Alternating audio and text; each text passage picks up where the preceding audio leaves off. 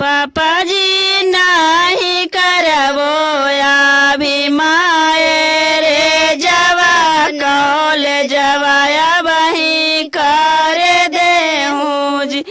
पापा जी नाही करबो अभिमाय रे जवा कॉलेजवाया वही कर देहूँ जी।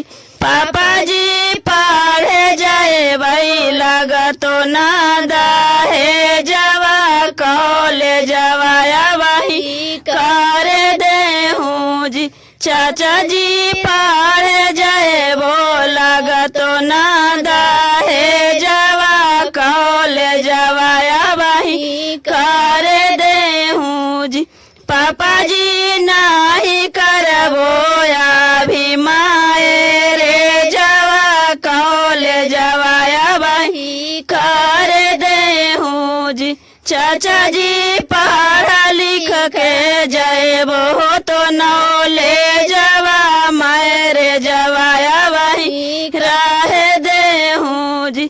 चाचा जी पढ़ा लिख के जयबो तो नॉलेजवा मेरे जवाया वही रह देहूँ जी।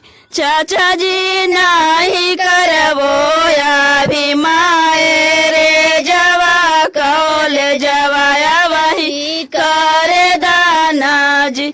चाचा जी नाही करबो अभिमाय रे जवान ले जवाया वही कर दाना।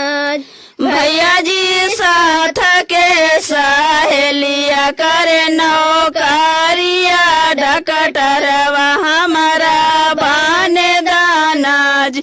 भैया जी साथ के सहेलिया करे नौकरिया डकटरवा हमारा बाने दाना जी। भैया जी अब नाही करबो माए रे जवा डकटरवा हमारा बाने दाना जी। भैया जी नाही करबो अभिमाय रे जवा डकटरवा हमारा बाने दाना जी।